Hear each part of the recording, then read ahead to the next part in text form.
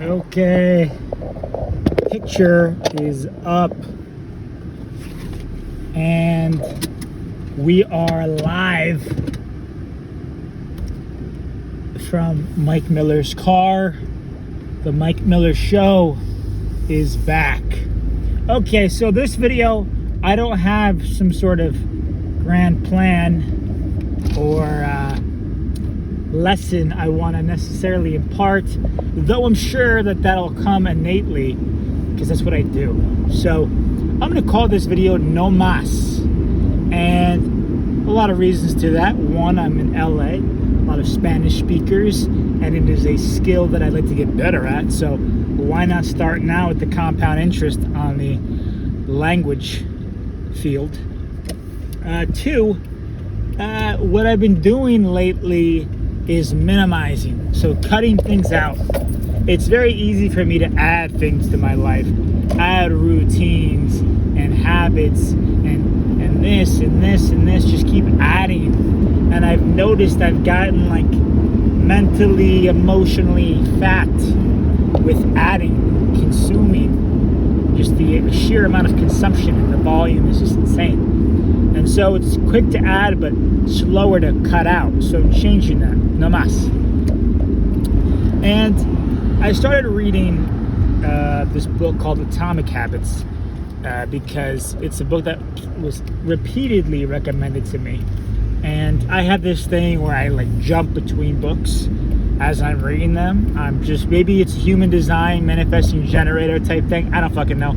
All I know is I jump around a lot. And so in Atomic Habits, James Clear talks about how so often when we're creating new habits, we change the external, we change the result-oriented thing, right? So if we're trying to lose weight, we go to, I have to lose 10 pounds. The goal becomes the sheer focus, the sole focus, the mission. And then what happens when you hit your goal? You just go back to normal, and in a lot of cases, you fall back into old habits. So it's less about changing the external habit and more so about changing the identity. And I've been working out for like 10 years or so, and I just do it. Like, it's not like a thing where I have to think about. Therefore, it's really tied into my identity is I am a fit person. Therefore, I do fit things. So it's less about my goal is XYZ. This is who it's more so this is who I am. So I figured lately I've been like, I don't know, I don't want to use the word depressed, but a little too full. Again, a little too mentally, emotionally, spiritually fat, in the sense that I'm just like laying around like Jabba the Hutt. And I noticed that habit of I'm a consumer was having me feeling more anxious. I had racing thoughts all the time, kind of inundated with petty thoughts. As a matter of fact, the quality of my thoughts was poor. And so every time I've cut out the social media, it's been helpful. Somehow or another, I wound my way back. Maybe that's a matter of changing my identity. But I was like, okay, no Instagram, no Twitter. I just got rid of YouTube on my phone for the time being as well. And now I'm going through, I'm clearing my email inbox, I'm getting back to budgeting, and I'm getting shit together. And allowing myself to be a bit bored. Because that's the thing we don't really feel these days is boredom. It's a thing that we shun and avoid at all costs.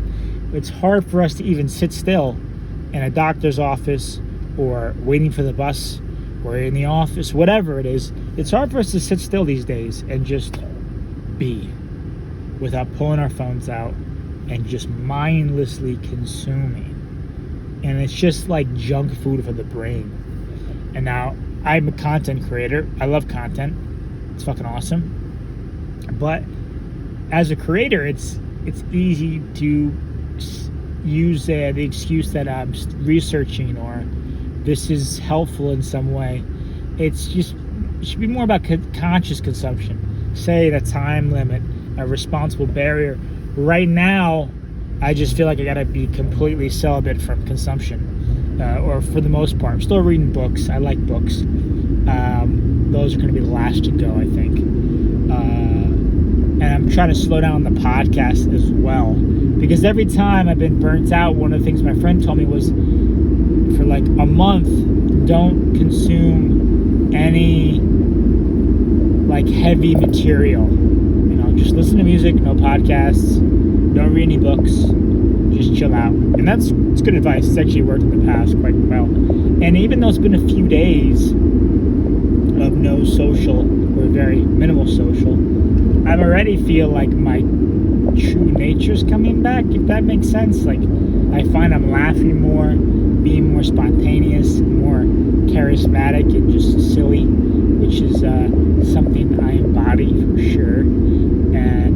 Or I haven't been embodying as much. And actually, a coworker of mine today said, you got to loosen up a bit, you know, you got to have fun. And that's something I'm rediscovering, because for a long time I was so focused on succeeding. And this is something that James Clear talks about too, is we get very easily focused on the big win, right? That we miss all the little compounding actions that lead to it. You know, we want to get to the finish line. In the last few months, last like 8 months, 9 months, I was growing on Twitter, trying to figure Twitter out. And then I just got to the point where I was very goal oriented. I want to make money from Twitter. I actually did make some money, which is cool. But then I'm like, damn, man, like, I didn't change my identity to a content creator. I just focused on the goal of making money with this thing. And it's so much more fun when you're in love with the process, which sounds cliche, but it's true. When it becomes a habit as an extension of who you are. And so with these videos, I figure, why not make more of them? I can make these every day as I'm driving home, as I'm doing now, because this is me in my current natural habitat. And I can just hit the record button, upload this thing, and then I'm going to go home, take care of some stuff, then I'm going to write for an hour. So now we have creation. I'm trying to get in this constant flow and state of creation. And one thing I've talked about, so this is not no Moss, this is Moss, is talking to more people, meeting more people. I just met 2 new people at work. And, you know, I mentioned wanting to get better with women, right?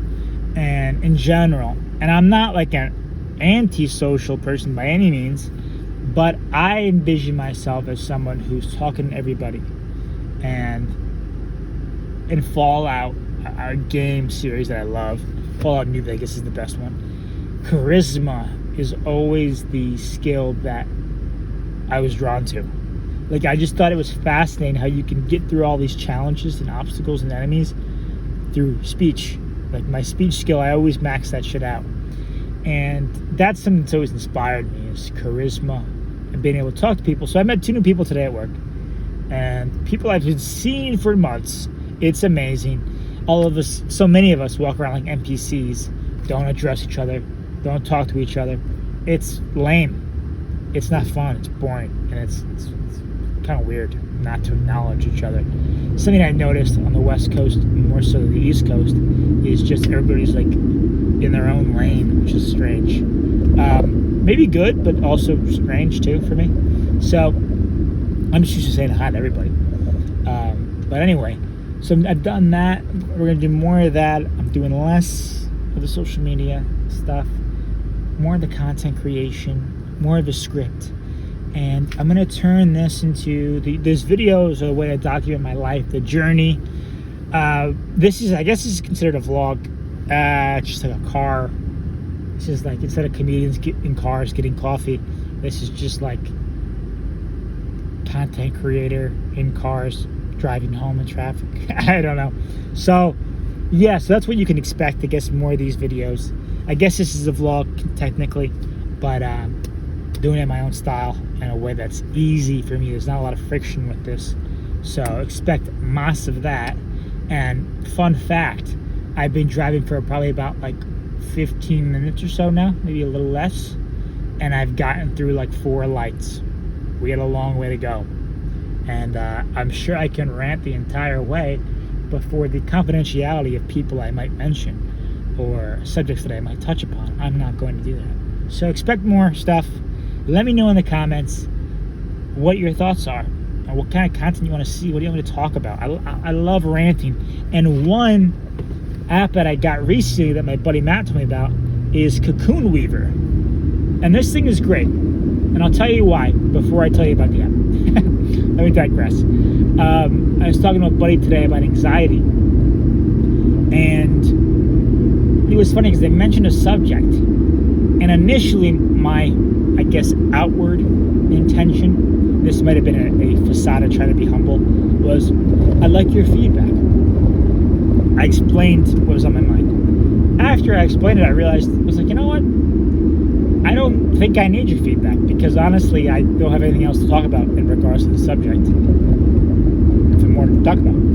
And he brought up the idea of anxiety. And I asked him what he did for it. And he told me. And then I said, okay, well, this is what I've done for anxiety. I told you there'd be a lesson somewhere here.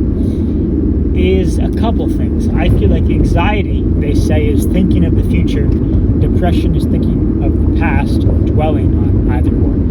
And presence is just peace in the present moment. Anxiety, yeah, sure, certainly the future.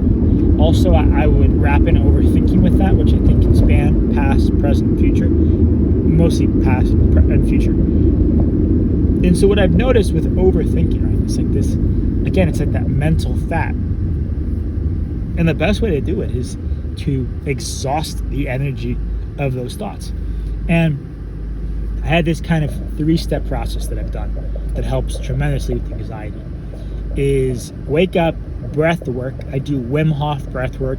You can literally search it up on YouTube. Wim Hof breath work. There's like a 11-minute video, three rounds, a minute and a half retention. Just watch it.